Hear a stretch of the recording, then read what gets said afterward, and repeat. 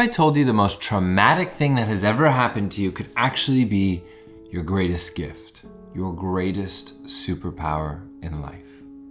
Well, here are 3 steps to turning your darkest trauma, which is, oh my God, it's heavy just saying that, into your greatest superpower. And step number 1 is understanding your trauma.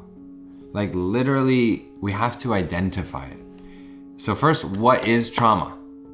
There's a book called The Mountain Is You. Oh my gosh, I highly recommend it if you haven't read this. And it did such a beautiful job of explaining what trauma is. It is an event that happened to you that you were not able to process emotionally at the time. And your body holds on to those emotions that you weren't able to process until you have the ability to process them. And I found this definition was like liberating. When I read this for the first time, I was like, that's so simple. It doesn't mean it's this ambiguous thing like you're broken and hurt for all time, eternal. It doesn't mean, oh yes, trauma is this scary intergenerational thing that you have to be in therapy for 10 years to solve. It literally is like, cool, it's an event that happened to you that was emotionally extreme for what you were able to process at the time. And in fact, not even just to make it at the time or about childhood, but like there are some experiences in this life that would be emotionally difficult to process at any stage in life. Like viewing or experiencing death. And so there's a great quote from the book. The author goes on to say, it's any experience that overwhelms our capacity to cope and leaves us feeling powerless, hopeless, or disconnected from ourselves and others. And then the real truth here, in my opinion, is we have all faced trauma, most of us in childhood. So the first question here is, what happened to you? And I know it is scary, this is hard, you might want to click off right now, but if you don't, then you're already on the path to healing, growing through this, and using it as a superpower in your life. And my question then to you is, and I got a few, it's like, when was the first time you didn't feel blank? Whatever the thing is that you are struggling with right now, the first time you didn't feel loved, the first time you didn't feel accepted, acknowledged, heard. Maybe it's the first time you felt unsafe or criticized. Whatever it is for you. Other questions. Did your parents help you meet your needs? And if not, which needs weren't met? Did your parents communicate with you in healthy ways? Did your parents hurt you in some way? And if you feel like you don't have many childhood memories, because I have some friends who say that, I invite you to ask, why is that? And I've heard a common belief that some people who don't have many childhood memories experience something traumatic around that time, and our coping mechanism to dealing with that was pushing it away.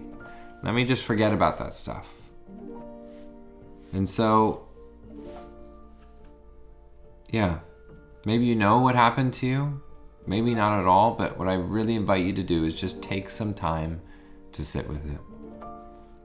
Which brings us to step 2. I don't know, it feels weird saying that. This is like such a heavy topic. But we gotta keep it lighthearted. That is who I am. We're here to raise your vibes, to make you happy, even through the hard stuff. So step 2 is to take time to feel and process the trauma. So again, if trauma was unprocessed emotions you weren't able to deal with or cope with at the time, then that's exactly what we're gonna do now. And someone once asked me, what would be my single biggest advice to anyone going through a hard time? And my advice is to feel it. To feel it all. To not push it away. To sit with it. To cry, to yell, to shout, to feel the frustration, the anger, the whatever emotions that come up through this. Because those are all natural human responses to something that is stressful, to something that's difficult. And so we need to give it space. And we need to let you have some time to actually feel that. With the goal being you're going to feel it all and feel your way through that hard time. To get through it and to the end. And I had one friend once say, like why? He had this analogy that actually came from Jordan Peterson, which I did not like this analogy. He's like, well, I feel like I just put that in a box and I put it on a shelf. And it always sits there. But I can revisit it when I want to, or otherwise, it's there. And my view is like, why do you want that box living in the shelf of your body? What benefit does that serve? How does that make you feel? And my view is like, let's have the courage to open that box. To explore every little corner of it, every little piece in there, the scary parts, the good parts. With the goal of being like, letting go. Viewing it with love. Forgiving others, and more importantly, forgiving yourself. I don't know about you, but I don't want that box living in me. So, in this step, you're going to allow yourself, give yourself permission to fully feel the emotions associated with your trauma. Because bottling them up, avoiding them, putting them in a box, in my opinion, only prolongs the healing process. So, actual tools here that I recommend are anything that involves some introspective practice about yourself. So like journaling, meditation, therapy are all great ways to process these feelings in a safe space. And I had one friend who recommended a practice for journaling. I believe it's called expressive writing. And it can be a bit intense, but it's exactly what we're talking about here. She's like, for 30 minutes a day, I would journal about my biggest trauma or biggest stress. And this was recommended by her therapist. To realize like, don't give it so much power. It's not this taboo, scary topic that you have to avoid for the rest of your life. It is an experience that you went through, that you have the power to shift, to mold, to feel your way through and change the story that you're telling about it. And the more you have the courage to actually explore what it meant to you, how it made you feel, the journey that it created for yourself, that is what takes that power and gives it back to you. So understand that processing your trauma is definitely going to be a journey. It's not a destination where you're like, boom, I do these 3 steps and I'm done. No, be kind to yourself. It takes time. And it looks different for everyone. Healing. And so, a final thought on this one is reflect on how your trauma has impacted your life. What patterns or beliefs have emerged from it, whether those are good or bad. Which brings us to step number 3. We're going to transform your trauma into your superpower. I love this term superpowers. To me, it means like the things that we are so naturally gifted at. That when we spend time on using these superpowers, that is when like magic flows into the world.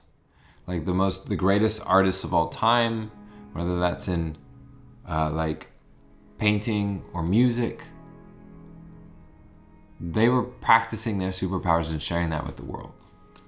So what we're going to do here is we're going to reframe your trauma as a gift.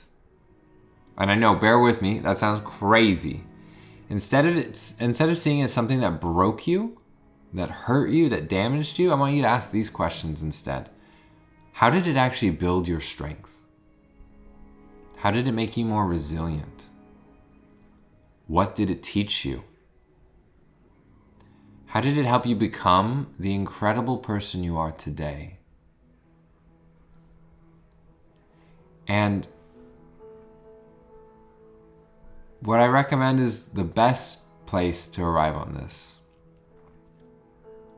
is if you can see so much beauty, so much gratitude, so much love for what it taught you and the person that you've become through that process. The goal is to reach a point where you can almost say, wow, in a weird way, I wouldn't wish this upon myself or anyone else, but in a weird way, I'm grateful for that. Grateful for that experience. Because had it not happened, I wouldn't be the person I am today. And if the world lost you, the world would lose. Such a gem. And I hope you can see that too. So some more questions to ask yourself. What strengths and unique abilities have I developed because of this experience? What wisdom do you have from it? What do you see or know that others do not because you went through this?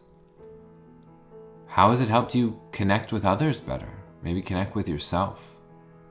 What skills do you have? What understandings do you have that you wouldn't have had without this? And then where you can make this incredibly magical and life-changing is if you can channel these abilities, these learnings, these wisdoms into your passions and your purpose in life. And if you're already like, whoa, I don't even know what my purpose is. I really believe that our trauma, and even beyond that, this the unique set of experiences that we've gone through have equipped us and shine a light on what our purpose really is. And so these experiences have equipped you with unique insights and skills and traits. Maybe it's like empathy. And if you want to teach or help others, your trauma actually allows you, oh, this blows my mind, to help certain people in a way that no one else can. Because you have that lived experience. You understand them. You know what it's truly like. And think about the people you could help through that. And even if you don't want to go into a full, make your purpose revolved around that topic, which you don't have to do in any way. Even just you sharing your story, sharing what you've learned, can inspire and empower more people than you ever thought possible. And ultimately here, your trauma can be a force for good. And that is how you contribute to healing the world. It all starts by healing yourself. And so I'll leave you with this. If you can turn your darkest moments into your most empowering moments, then in my opinion, you have truly won at life. Nothing can take your peace. Nothing can take your joy, and nothing can stop you. Stop you from doing the one thing that you are meant to do here, which is enjoy life to the fullest. So, in case no one's told you today, you are perfect exactly as you are. You are worthy of your wildest dreams. And I love you, my friend.